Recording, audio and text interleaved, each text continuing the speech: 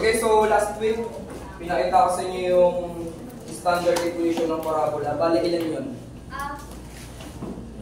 8 yun lahat, diba? So, yung 4 na pang standard equation kung yung vertex niya ay nasa origin. At yung 4 naman, yung vertex niya kung ang vertex ay wala sa origin. Okay? Tapos nilagay ko na rin doon yung mga orientation nila, kung upward, downward, left, or right. So, simulan natin sa orientation. Sagutan natin yung orientation ng magkabay. Anong orientation ito? Upward. So, paano naging upward? Kasi x squared and x positive. minus h. Kasi x na y na So, tatandaan nyo, automatic upward yan kapag x tapos merong squared. Ngayon, magiging downward lang yan kung merong negative yan. Kung may negative yan, downward lalagay mo dito. But since wala, automatic this is upward kasi x is squared. Sa kabila naman, pag napansin mo dito yung y, yun yung mayroong squared.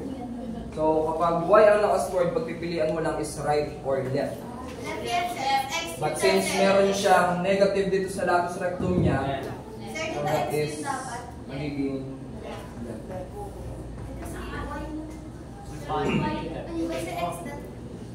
So paano sir kung halimbawa positive tong nandito? O, kung walang negative. So lalagyan mo dito is right. Take note, y ang naka-squared. Kapag may negative, that is left. Kapag walang negative, right. Dito naman, kapag x ang naka-squared, pagpipilian mo na lang is upward or downward. Pag walang negative, upward. Pag may negative, downward. So, para naman sa latus rectum, madali lang yan. Kung ano yung nakita mong number dito, yun ilalagay mo dito. And ang latus rectum is hindi siya nagne-negative. So, kung may makita man kayong negative, i-neglect nyo lang yun kasi yun yung indication na siya ay left. Yun yung isabihin mo negative. So, kapag latus rectum, punin mo lang yung number niya. Naiintindihan ko yung pag walang latus rectum. So, latus rectum, yung number na nakahiwalay pagkatapos ng parenthesis, yung nasa labas. Ganun din sa kabila. So, dito meron tayong 16. Again, ang latus rectum ay hindi nagne-negative, laging positive yan. Nasaan ba ang latus rectum, sir? Kung naalala niyo yung activity natin, pag pinag-connect mo itong point na yan, at saka yan, at saka yan. So, draw ka ng smooth curve na agwaan ng parabya. Nasaan yung latus rectum, sir? Ito at ito. Pag pinagdugtong mo yan, tatamaan nila yung focus. Yan yung latus rectum. So meaning, ang latus rectum nito ay 16 units, 16 na square dun sa graphing paper. Dito naman ay 12 na square dun sa graphing paper. How about the vertex? 4 and 6. Anong vertex nito? 4 and 6. Huwag kayong palilito dito kasi baka sanay kayo lagi na yung H dito nyo kukunin sa left. Paano kapag Y yung nandun? Diba? Kapag sa ganito, this is not H. Ano to? K. Ito, K. So, explain natin mamaya. So, take note, ang ating standard equation ay x minus h squared is equal to 4a y minus a. So, ibig sabihin, yung h ay yung 4. Then, katulad sa circle, we change the sign, magiging so, from negative 4, magiging 4. Then, yung k, yun yung kasama ng y. Ito yun. So, from negative 6, we change the sign, magiging so, yan yung vertex niya. Pag dito naman sa kabila, yung vertex nito will be baka masabi ko, dito nyo kinukuha yung h. Sa ganito naman, this will be y minus k squared is equal to, since may negative, negative 4a x minus h. So, nasaan naman yung h this time? Nandito. So, ito yung magiging h mo. So, yan ay from positive 2 gagawin mong. Then, dito naman yung k. From negative 8 gagawin mong.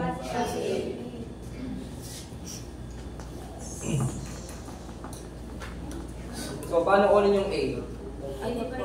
12. I-divide mo yung lactose rectum sa 4. 16 divided sa 4. So as you can see here, yung katabi ng A is 4. And itong buong 4A na yan, yan yung latus rectum, di ba? 4A is 12. So gagawin mo lang, 4A is equal to 12. Di ba? Itong 4A galing doon, yung 12 galing dito. So same lang yan. Kaya 4A is also 12. So para makuha mo yung value ng A, anong ginagawa mo? Divide. Divide both sides by 4. para mawala yung... And then, A is equal to... 3. Dito ko nalalagay yung side. Dito naman sa kabila, kunin mo lang yung latus rectum. That is 4A is equal to negative 16. So divide both sides by 4. then A is equal to... So lalagay mo lang dito. Ano pong ibig sabihin ng A, sir? Yung A, yun yung distance from the vertex papunta dun sa focus. And introduce ko sa inyo yung iba pang parts ng parabola. Meron tayong tinatawag na directrix at axis of symmetry. So pag kinumpleto mo yan, para kang makapag-drawing ng pana. Yan. So yung mismong bow, yung parabola, tapos yung arrow, yun yung magiging axis of symmetry. So paano sila nakikita, sir? Kung gaano kalayo yung focus sa vertex, ganun din kalayo yung directrix sa vertex. Kaya naglagay ako ng A at saka A dyan. So kung bilangin mo lang siya, ilang units pababa. So hanapin muna natin yung focus. Sabi dito, ang orientation niya ay upward. So paano malalaman? Paano maalam yung focus? Lagay muna natin yung vertex. So, meron tayong 1, 2, 3, 4. And then, 1, 2, 3, 4, 5, 6. So, ito yung, ano to? Vertex. Pagka solid dot, Vertex. kapag open circle, yun na yun.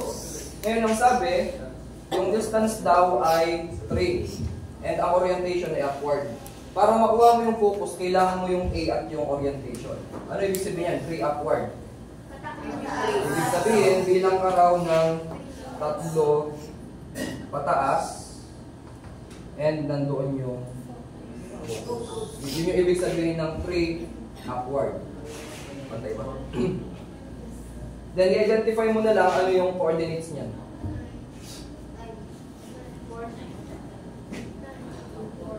So, coordinates. So, kasama na yung 4 kanina. So, ang coordinates niya ay nasa 4.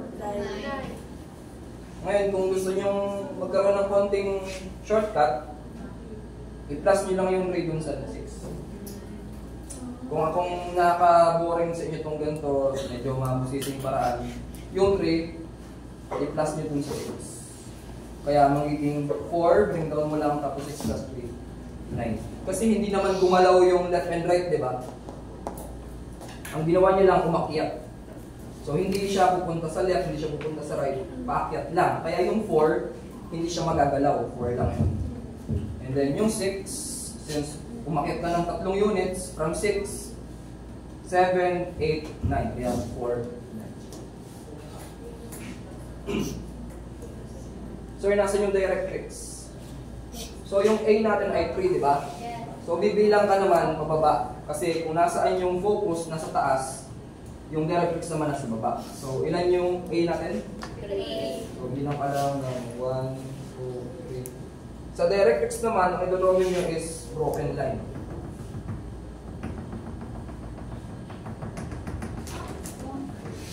Ganyan ang directrix. And then, anong axis yung na-intersect niya? Ito yung x-axis, ito yung y. So lalagay nyo lang y is equal to, anong point ito? Bilangin mo mula sa 0. 1, 2, 3. Y is equal to. This is how you present the directrix. Paano ulit nakita yung directrix? Balik ka sa vertex. Bilang ka ng 3 units pababa. Kung ang focus ay nasa taas, ang directrix nasa baba. So, 1, 2, 3, and then drawing ka ng broken line or dotted line. Tapos, ask yourself, anong axis ang na-intersect? Yung X or yung Y? So, Y axis. So, Y. So, ibig sabihin, anong point doon sa Y axis? Para malaman mo ano to, kasi dun siya tumaan. From 0, 1, 2, 3. Paano naman yung axis of symmetry? Sa axis of symmetry, para alam nagtutusok ng fishball. So, gawin mo lang, pag-intersect mo lang itong vertex at focus, pababa. And then hanggang sa makita mo anong point doon sa x-axis yung tinamaan. Ano yun? So, anong axis yung tinamaan ng axis of symmetry? X is equal to? So, yun yan ang pagkuha ng directrix at axis of symmetry.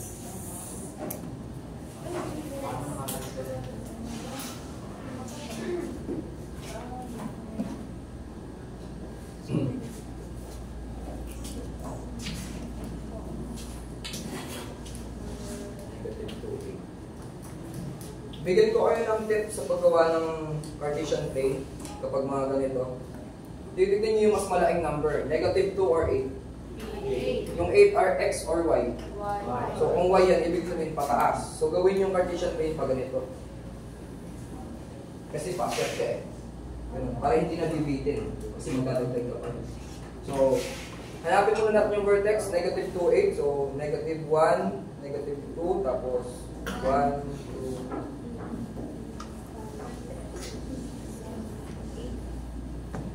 so, hindi bitin, di ba? So, yan pa lang yung vertex. So, hanapin natin yung focus. Hanapin yung focus mo. May ilang references, yung A, hindi na nila nilalagyan ng negative. Bakit? Kasi understood na yun sa orientation. Na ang focus mo ay nasa left.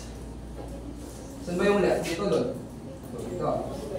So, ilan daw? 4. So, bilang ka lang ng 4 units to the left or right? So, 1, 2, 3. Tapos, straight mo lang gamit kayong roller.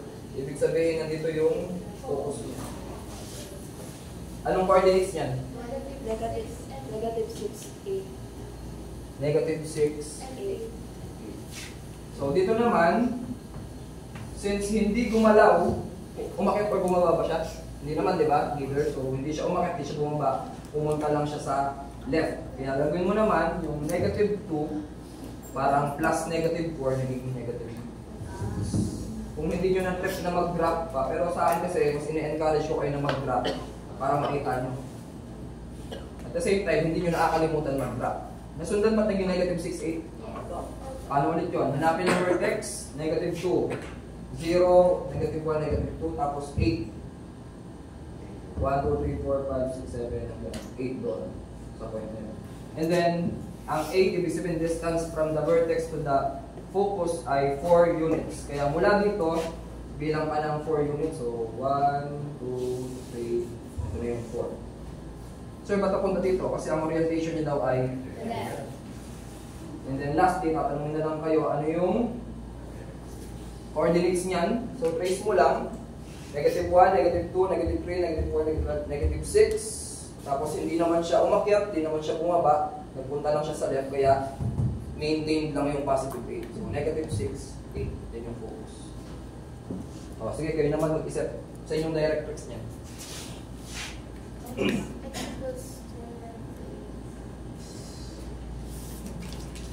So, this time, kung ang focus ay nasa left, nasa yung directrix? Nasa right. Ilang units bibilangin ko? 4 din to the right. So, from here, bilang ako ng dalawa, 1, 2, 3, 4. Pag in-straight ko to, yan yung magiging directrix niya. Anong axis yung na-intersect? Y or X? X. Kaya lalagay mo naman, X is equal to, anong point yan? 2. Ganyan kumuha ng directrix. O axis of symmetry. Magtusok ka lang ng fishball. Ano yung tatamaan dyan? Anong axis yung tinamaan ng axis of symmetry? Y. Equal daw saan? nyo from 0, 1, 2, 3, 4, 5, 6, 7. Oh, yun na kompleto mo na. Nakabidyo pa ba? Apa. Sige. Okay na yan, para